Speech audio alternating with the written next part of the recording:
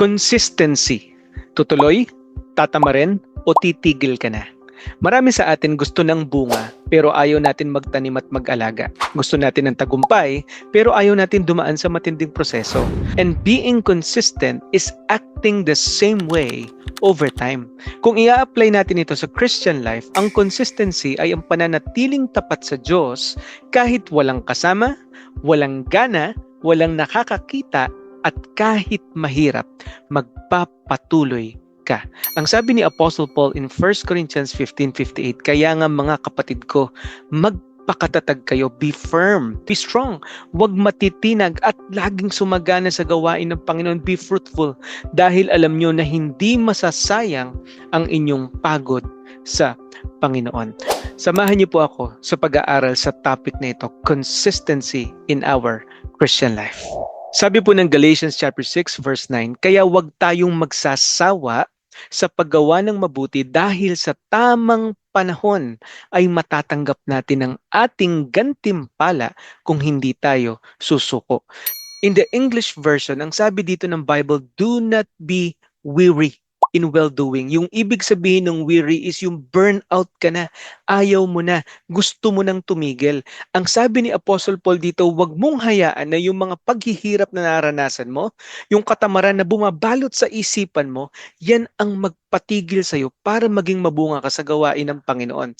Sa totoo lang, kung titignan natin yung buhay mismo ni Apostle Paul, nakakapagod maglingkod sa Diyos. Kung dadanasin mo, yung mga dinanas niya, katulad na lang nito, 5 times he was beaten with 39 lashes, 3 times shipwrecked, imprisoned many times, stoned, persecuted, and in constant dangers lagi. Lahat na ata ng mga kahirapan naranasan nito ni Apostle Paul.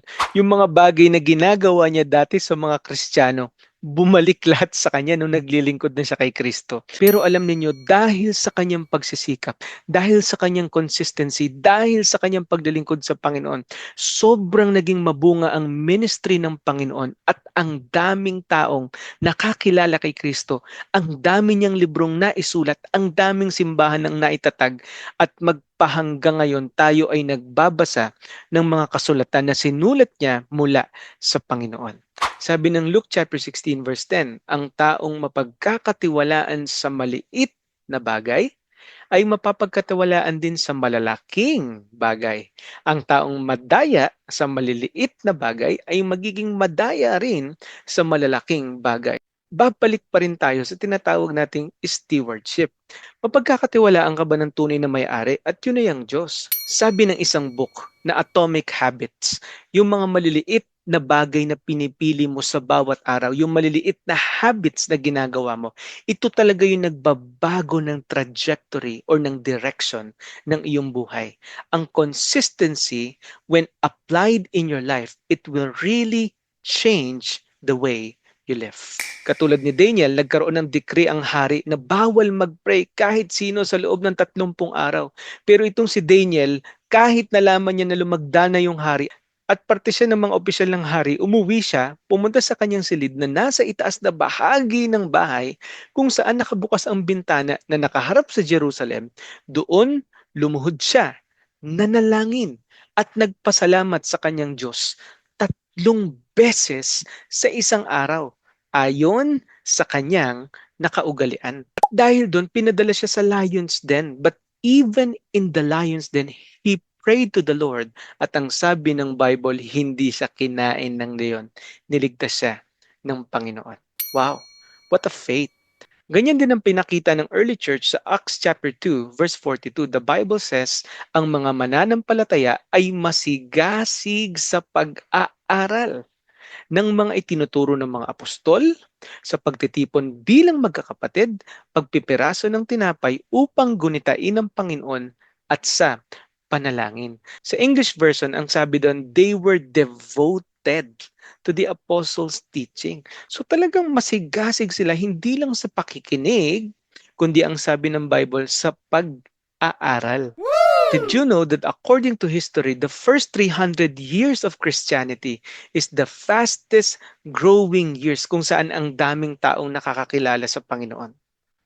Nung panahon na yun, wala naman silang sariling building na maganda. Wala naman silang technology nung panahon na yun, unlike us today. Pero sa kabila ng lahat ng persecution and challenges, nandun yung matindi nilang devotion, consistency.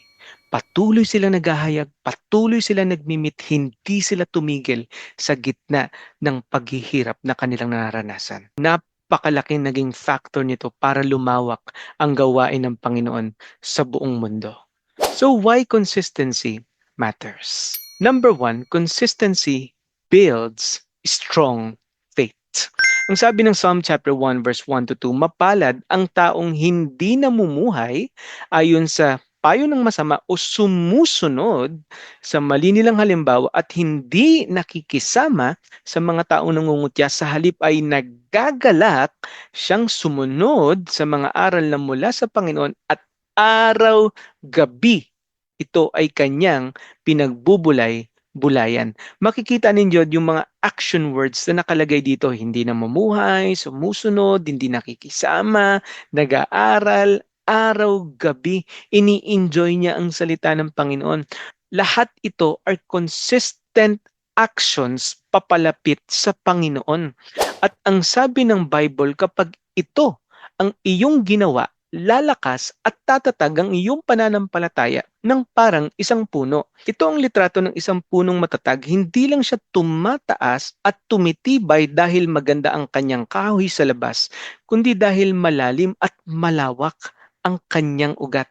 Ito yung sinasabi ng salita ni Lord na kapag ikay namumuhay ayon sa kalooban niya, ini-enjoy mo yung salita niya, ini-enjoy mo yung presensya niya at lagi mo itong ginagawa, you will be like a tree, firm, rooted in the ground.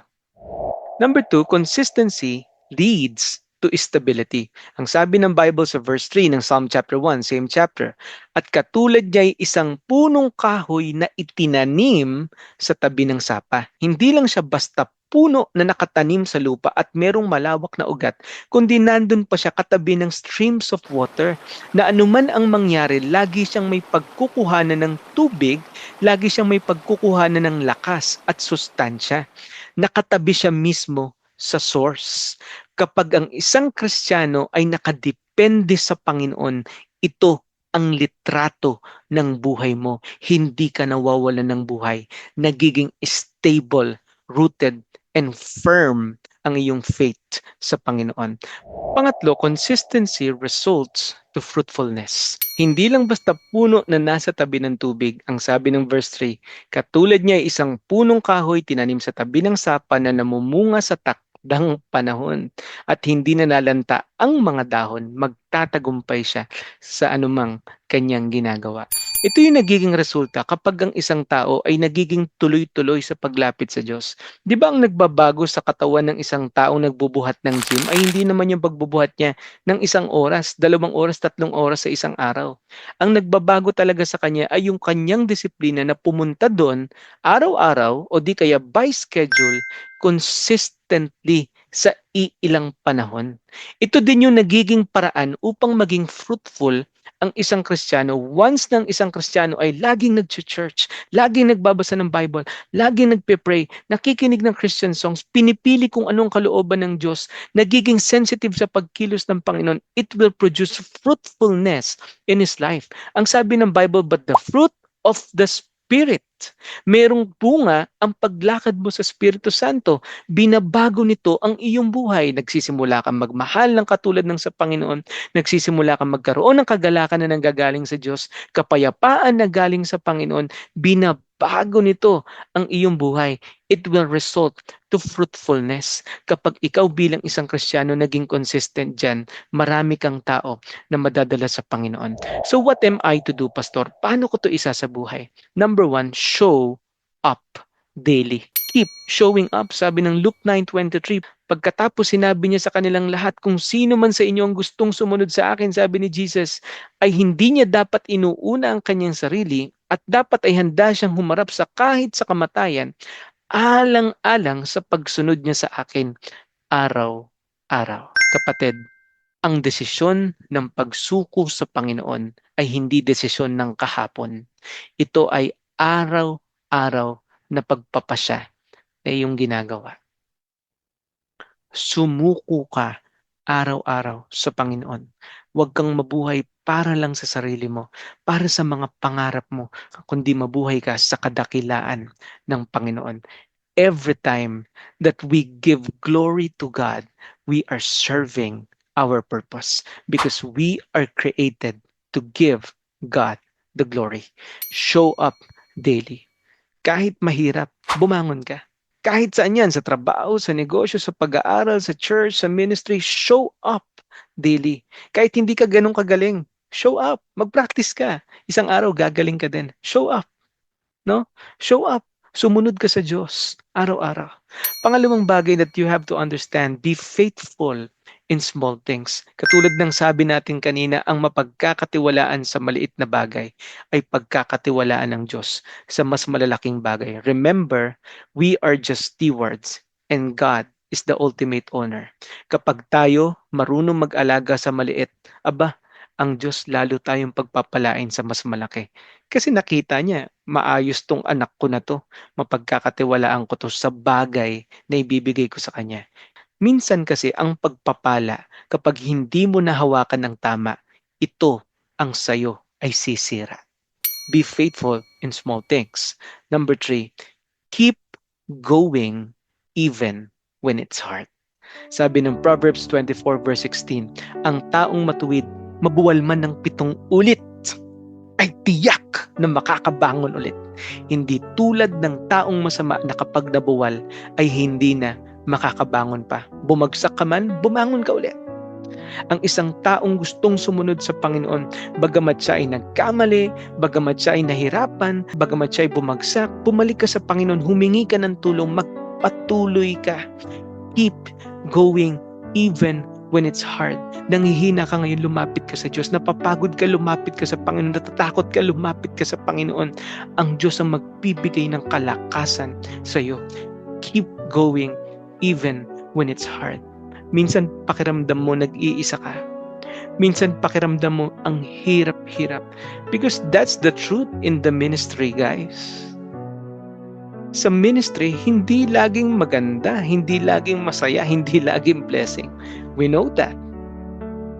Sometimes ministry can be messy. Sometimes ministry can be draining, ang hirap. But we have to understand na lahat ng ito ay ginagawa natin sa pangalan at kadakilaan ng Panginoon.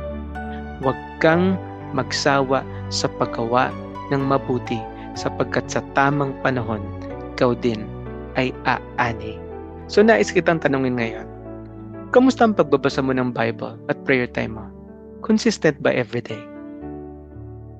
Devotion mo? Sa daily routine na ginagawa mo ngayon sa buhay, masasabi mo ba na consistent ka sa paglapit kay Lord? Number 3, handa ba akong maging faithful kahit walang nakakakita? Ask yourself these questions. Tandaan mo, kung gusto mong lumago at maging mabunga, piliin mong maging consistent sa paglapit ng buhay mo sa Kanya. God bless po sa inyong lahat, and may this lesson be a blessing to all of you. Kita-kits po tayo sa ating next class, and please subscribe to our channel.